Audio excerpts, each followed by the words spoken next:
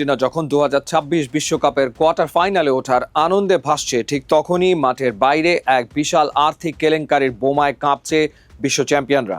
Argentina football association বা AF এর বিরুদ্ধে জালিয়াতি এবং অর্থ পাচারের গুরুতর অভিযোগ এনে তদন্তে নেমেছে মার্কিন কেন্দ্রীয় গোয়েন্দা সংস্থা এফবিআই। যুক্তরাষ্ট্রের ফ্লোরিডা সহ বিভিন্ন ব্যাংকে ফুটবল সংস্থাটির সন্দেহজনক $300 মিলিয়ন অর্থাৎ প্রায় 3,500 কোটি টাকা লেনদেনের খোঁজে মাঠে নেমেছে ওয়াশিংটন ও মায়ামি ফেডারেল কর্তৃপক্ষ। কি আছে এই তদন্তে আর কিভাবে এই কেলেঙ্কারি মেসিদের শিবিরে মনস্তাত্ত্বিক ধাক্কা দিচ্ছে, চলুন জেনে নেওয়া যাক আজকের এক্সপ্লেইনারে। প্রখ্যাত আর্জেন্টাইন সংবাদপত্র লা নাসিয়ন এবং যুক্তরাষ্ট্রের মায়ামি হেরাল্ডের প্রতিবেদন অনুযায়ী ঘটনাটি ধামাচাপা দেওয়ার কোনো সুযোগই নেই।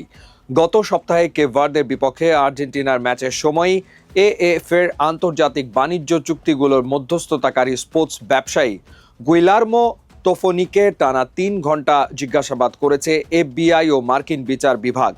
এই তদন্তের মূল কেন্দ্রবিন্দুতে রয়েছে ফ্লোরিডার ট্যুর প্রোডেন্টার এলএলসি নামক একটি কোম্পানি। ধারণা করা হচ্ছে এই কোম্পানির আড়ালে যুক্তরাষ্ট্রের ব্যাংকিং ব্যবস্থা ব্যবহার করে কোটি কোটি অবৈধ ডলার পাচার করা হয়েছে এবং তার আসল উৎস আড়াল করার চেষ্টা চালানো হয়েছে। এফবিআই এর তদন্তে যে তথ্যগুলো উঠে এসছে তা রীতিমতো চোখ কপালে তোলার মতো। নথিপত্র অনুযায়ী দলের জন্য শুভ ভাগ্য বা গুড লাক বয়ে আনার উদ্দেশ্যে এএফএ একজন তথাকথিত আধ্যাত্মিক গুরু হোসে আলমারেজের পরিবারকে $3,40,000 পরিশোধ করেছে, তাও আবার 17টি আলাদা ট্রানজ্যাকশনে $20,000 করে। এই গুরু 2024 কোপা আমেরিকা এবং চলমান 2026 বিশ্বকাপেও দলের সঙ্গে চরম বিলাসবহুল খরচে ভ্রমণ করছেন। এএফ এর কোষাধ্যক্ষ পাবলো তোভিগিনোর কোম্পানির অ্যাকাউন্টে গেছে $4,68,000। ফ্লোরিডার কিছু নামসর্বস্ব বা শেল কোম্পানির মাধ্যমে সন্দেহজনকভাবে স্থানান্তর করা হয়েছে আরও $42 মিলিয়ন।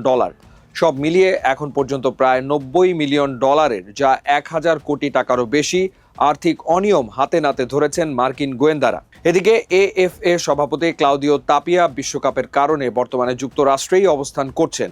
তবে শুধু যুক্তরাষ্ট্রেই নয়, নিজ দেশ আর্জেন্টিনাতেও তার বিরুদ্ধে প্রায় $12.7 মিলিয়ন কর ফাঁকি ও সমাজ কল্যাণ তহবিলের অর্থ আত্মসাতের মামলা চলছে। যদিও আদালতের বিশেষ অনুমতি নিয়ে তিনি বর্তমানে দলের সাথে আছেন।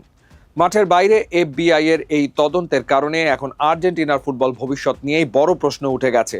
ফুটবলের সর্বোচ্চ নিয়ন্ত্রক সংস্থা ফিফা কোনো দেশের ফুটবল অ্যাসোসিয়েশনে সরকারি হস্তক্ষেপ বা বড় ধরনের আর্থিক দুর্নীতি একদমই বরদাস্ত করে না। যদি মার্কিন আদালতে এএফএ